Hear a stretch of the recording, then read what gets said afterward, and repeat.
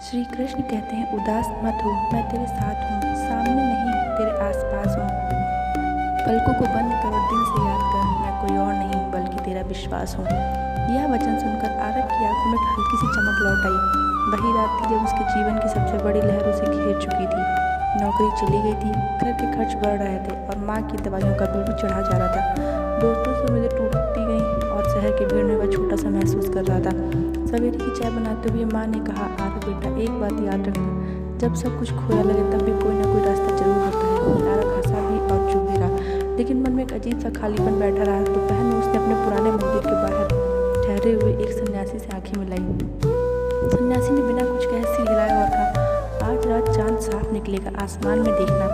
आरव ने ऐसा समझा कि सन्यासी ने बस बात बात में कह दिया, पर रात को जब वह छत पर बैठकर आसमान की ओर देख रहा था, चांद सचमुच उज्ज्वल था। एक पूरी कतार में बादल रहे और चांद की रोशनी आरव की खिड़की पर सीधी जाकर गिरी। मन में एक सुकून सा उतरा, जैसे कोई कह रहा हूँ, मैं तेरे आसपास हूँ। अगले हफ्ते एक अजनबी ने गलती से आरव की दुकान पर रखा हुआ पुराना बक्सा उठा लिया। वह बक्सा आरव के दादा का था।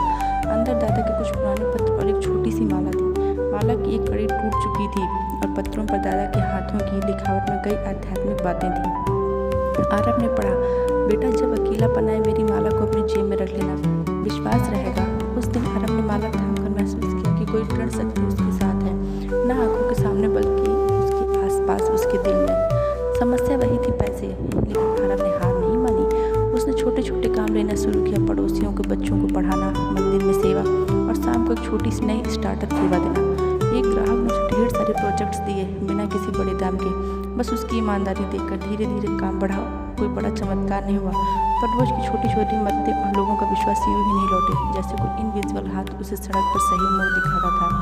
एक दिन जब वह खुद परेशान बैठा था, उसकी नज़र एक छोटे से बच्चे पर पड़ी जो रोता हुआ अपनी माँ को ढूंढ रहा था।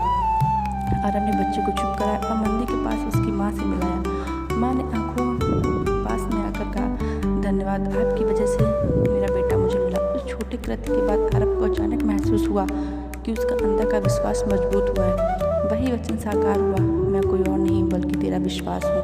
समय के साथ आरव की स्थिति सुधरी, पर उससे भी बड़ा बदलाव उसके अंदर में था।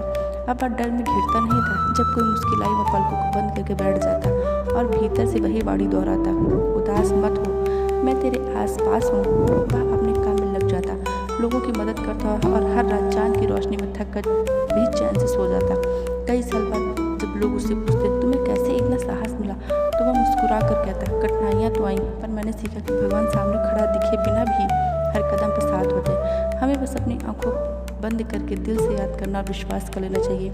कहानी का सार यही है, भरोसा आंखों के सामने चमत्कार का वादा नहीं करता, पर दिल में वह प्रकाश जगा देता जो रास्ता दिखाता है। जब भी लगे सब कुछ खो गया है, पलकों को बंद करो और दिल से याद करो और विश्वास रखो।